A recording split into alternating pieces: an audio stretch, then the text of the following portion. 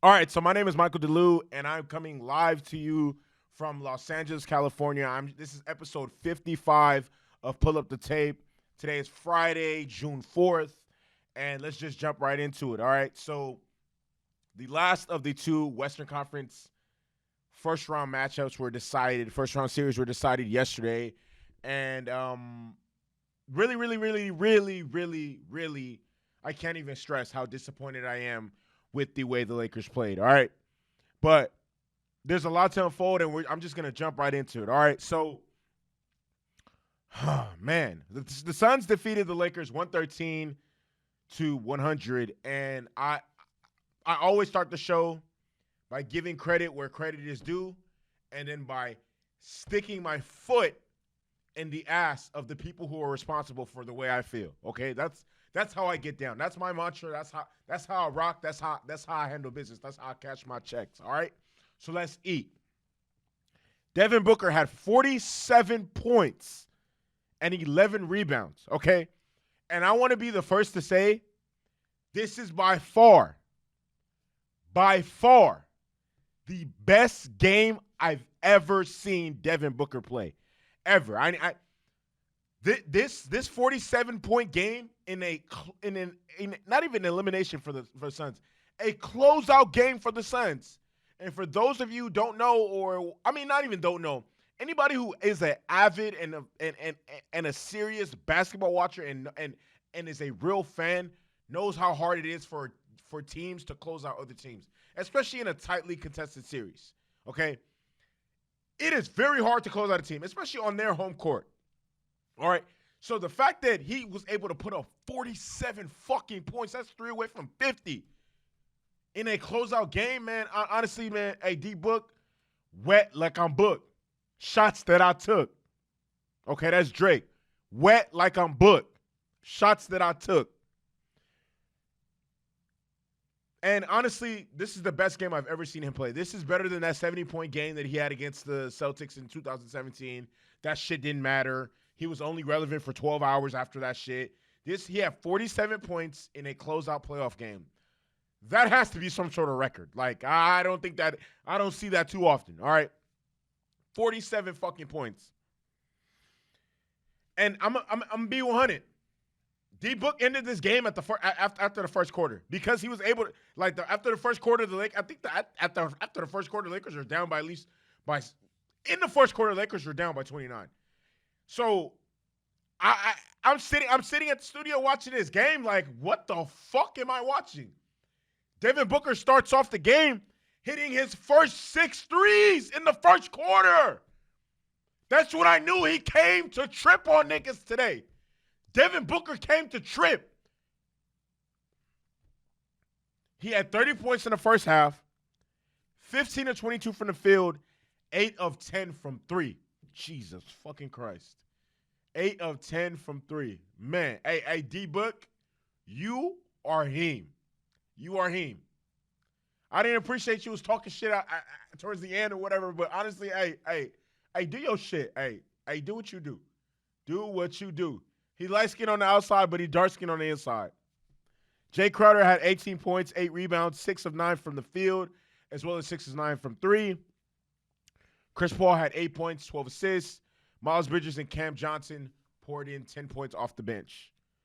Oh, well, not off the bench. Cam Johnson poured him in off the bench, but not Miles Bridges. Overall, great series by the Suns. Salute to them.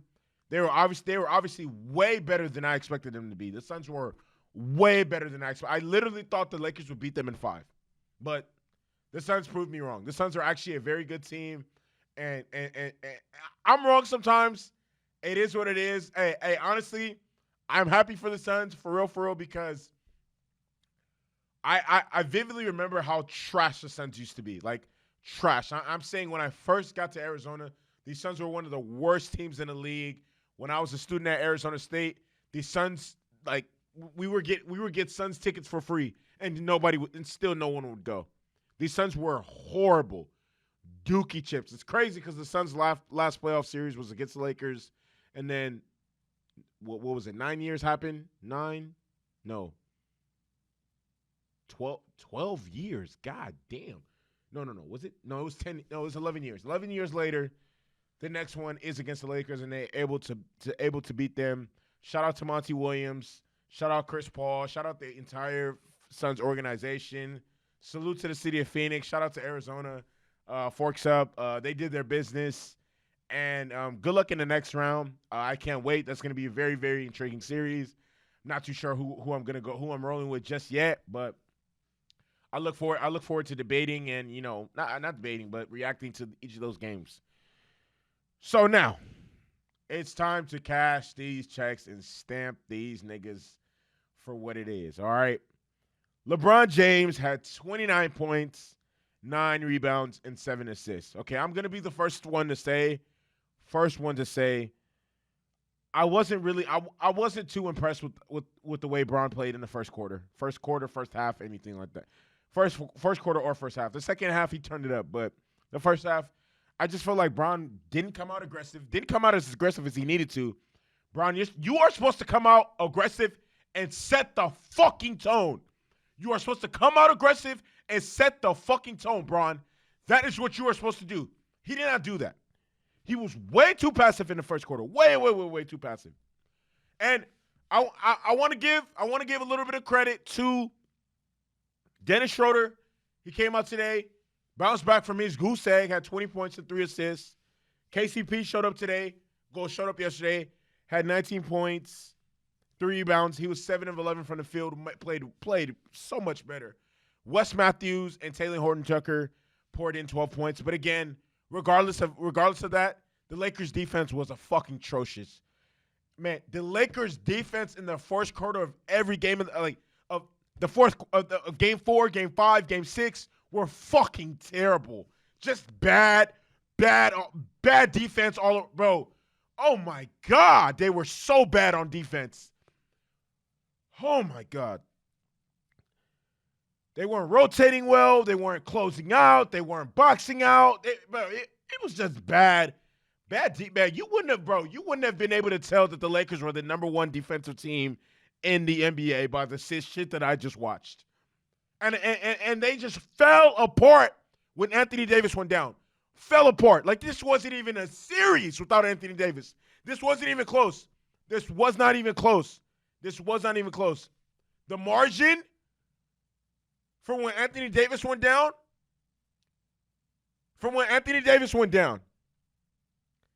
Phoenix was like plus 68. Like, outscored them by 68 points. That is a fucking massacre. Bro, the last time the Lakers had a lead was in Game 4. Like sustained the lead was in Game 4. Oh my God, this is making my head hurt. And it's time. I'm coming at niggas next. I am coming at niggas next. Kyle Kuzma, you are a fucking bum. Kyle Kuzma, you are a bum. You are, bro. If I was in the Lakers front office, bro, your locker room would get cleaned out today. I'm already picking up phone calls. I'm trying to get you the fuck out of there. Kyle Kuzma, I need your hands. Kyle Kuzma, I need your hands. Bro, this isn't even, bro. Oh my God. Kyle Kuzma, if it was up to me, if it was really up to me, bro, you would be playing for the Shanghai Sharks. You would be playing for the Shanghai, bro. Hey, 2 points? 2 points? Are you serious? Oh my God, 2 points? Kyle. Oh my God. Let me compose myself. Kyle Kuzma, 2 points? Are you kidding me? 2 points?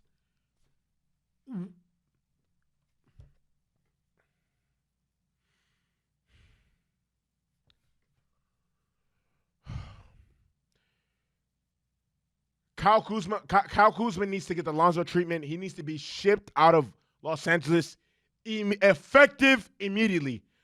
Get him the fuck out of purple and gold. Get Kyle Kuzma out of here. Get Kyle Kuzma out of here.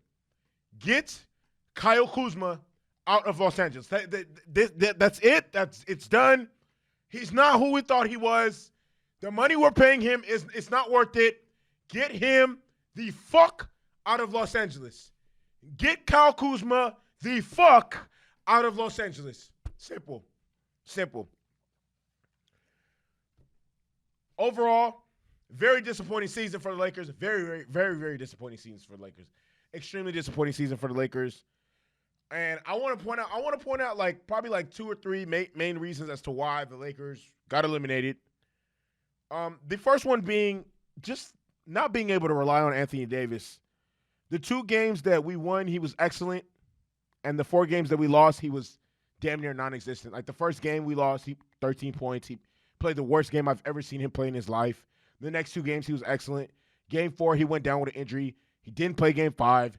Game 6, he only played 5 minutes, which honestly he shouldn't have played to begin with. A lot of people need, and I wasn't one of those people. Yes, I feel like AD is always hurt and picks up these weird injuries or whatever. But I would have never advised him to go out there and do what he did today. He looked terrible, man. And I really feel for him because I know he did it from the right place and he wanted to be out there with his guys and with his team, but that wasn't it. And honestly, no playoff Bron. Like I'm gonna keep it. I'm just gonna say it. I'm just gonna say it like it is. This is one of the worst playoff series I've ever seen LeBron play, besides 2011 against the Mavs, which is literally not literally like it was just, but that was 10 years ago, and I just felt like Bron was just gonna take over the game and just like assert himself the way I've seen him do in countless times, countless situations when in an elimination game. But it just didn't happen. I'm not too sure if it's because of age, the ankle, fatigue, whatever it is. It just wasn't there. Today, this season was not our season. I would have never thought it would end it like this. But, obviously there were a lot of things that we couldn't overcome. The injuries, getting COVID to certain players at the wrong times. Our roster was constantly changing in and out. All these different things, all these different factors. No excuses. We lost. The one thing I can honestly hang my hat on is at least we actually lost to a good team, okay? The Clippers, on the other hand, are just losing to one Slovenian kid from Slovenia, actually, to a 22-year-old Slovenian kid. That's what's happening to them. They're getting dog fucking walked by a Slovenian kid. Yeah, that's pretty much it, okay? I mean, at the end of the day, we lost to a good team. And the team that the team that the Lakers lost to could easily go to the NBA Finals. Easily could go to the NBA Finals. They have what it takes to beat the Nuggets. They can beat the Jazz. And I don't know about winning the NBA championship, but they have what it takes. Okay? So salute to the Lakers, the effort, whatever, blah, blah, blah. Great season. No, it wasn't. But it is what it is. It is what it is. I could complain, but I'm not going to. It is what it is. I want to get to the next game, and this one is man. I got a lot of mixed emotions about this one. So the Nuggets defeated the Blazers and wrapped up that series and won 4-2, and they beat them 126-115. And obviously, to no surprise, Nikola Jokic was not even close. Nikola Jokic was the best player in the entire series. This game, he had 36 points, 8 rebounds, 6 assists. Michael Porter Jr. had 26 points, 5 rebounds, 4 assists, and I want to be the first to say, man, I'm really impressed with Michael Porter Jr. and everything he brings to the table, man. This game, he came out aggressive as fuck. He came out aggressive as fuck, and he really did his shit. Michael Porter Jr., you are him. You're a nigga. You are a nigga in these streets. 6 of 12 from 3. Like, he played a great game. Monte Morris, 22 points, 9 assists, man. Monte Morris has showed up big for Mike Malone's team, man. Always providing a spark off the bench. Always providing reliable, at least, at the very least, 15 points off the bench, man. Salute to him for doing his shit, man. That's again, real one. Dame Lillard, 28 points, 13 assists. CJ McCollum, 21 points, 4 rebounds, 3 assists. Norman Powell, 17 points. Melo, 14 points. And honestly, I'm gonna try and keep this as politically correct as possible, man. Man, the Blazers just choked this away. The Blazers choked this fucking game away. Like, the Blazers, like, literally, I can't even, like, I wish I could sugarcoat this, but I can't. I can't sugarcoat this. The Blazers fucked this game off.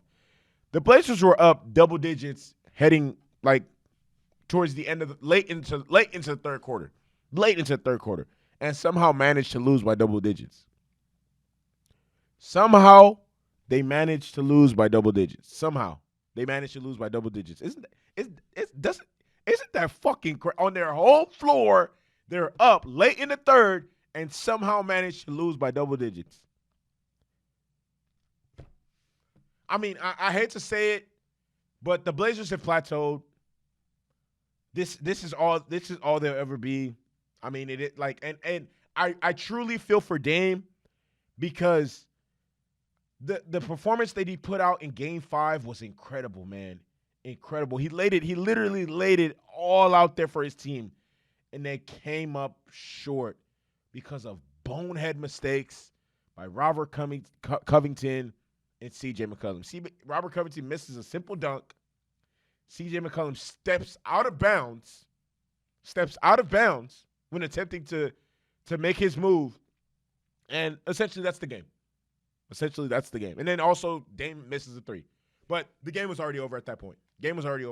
So it didn't really matter. We're gonna flash back to 4 years. These are the Blazers' last. We're gonna flash back 5 years. This is the Blazers' last 5 playoffs. 2017 swept in the first round by the Nuggets, by the Warriors. 2018 swept in the first round by the Pelicans. 2019 swept in the Western Conference Finals by the Warriors. 2020 won the first game of the playoffs against the Lakers, then proceeded to lose the next 4 straight. 2021 lost 4-2 to the Nuggets. It's not it. It's not it anymore. It's not working. I truly, and I know Dame has lamented this and stamped it like, oh, he wants to win in Portland. But man, Dame, I feel for you, bro. You got to get up. Either they got to get you some help, or you got to get the fuck out of there because it's not happening. It's how it's looking. It's not going to happen in Portland. They need to get you somebody that's just as good as you and can be a dog just like you, because I love CJ, but he's not it. CJ can be the number 3, but he can't be a number 2. It's just not. Simply put, it's not going to work like that. I'm being as crystal clear as possible. It's just not going to work. I don't know exactly what's going to happen with their roster, how they're going to shake it up, because I mean those two alone, their backcourt is commanding so much money. Like, I think CJ's making almost like $35 million a year. Like, that's not just something you can easily trade away. And then even if you do trade it away, are you actually legitimately going to get better? And at what cost? At what expense? What are you giving up? CJ and what? Anthony Simons, CJ, and, like, you know what I mean? It's a really tricky situation. And I mean, I genuinely do feel for the Blazers. I specifically feel for Dame. I've had Dame on my fantasy team on multiple years. I really fuck with him as an individual. He's a real nigga to his core, and just watching him get bounced like in the first round, the way it's been going, it doesn't sit right with me. It doesn't sit right with me, because I know he deserves more. Like, he's one of those players that his work ethic is incredible. He puts in the grind. He's put in the time. He deserves better. He deserves better out of his team. He deserves a better situation. I don't know exactly where that situation or how that's going to come or where it's going to come from, but honestly, he does deserve better. But I mean, this is the nature of sports. Like, I hope that this him being extremely loyal, I hope that isn't like I don't know how to put it. I hope he's able to understand that maybe, like, as much as I do want to stay, like, honestly, I don't think the city of Portland or Portland fans would hate on Dame. Like, Dame's given them 9 years of his career. 9 years. Next year will be 12. I think, yeah, if I'm not mistaken. Yeah, next year would be 12 years. No, 10 years. He's giving them a whole decade of his career, man. He's giving giving this organization blood, sweat, and tears. They cannot complain. They cannot complain about if he decides to change his mind and leave. He's done it all. He's done as much as he could, and he by himself is not enough. CJ's not it. Decent number 2 would be an excellent number 3. All right. And with that, I'm wrapping up episode 55 of Pull Up the Tape. I just want to let you guys know that I got so much stuff in my bag that's coming in the works. Expanding on new things, trying out different things. This podcast is gonna be at the top one day. I truly do want to salute everybody who's helped me get to where I am today. You know, I'm not big right now, but we gonna make it. We gonna get there. We're not at the top yet, but it is what it is. Again, salute to everybody who's listening. Shout out to everybody who's supporting. Everyone enjoy your weekend. Stay blessed. Assalamu alaikum. All that. Woo. Viral movie. Bow.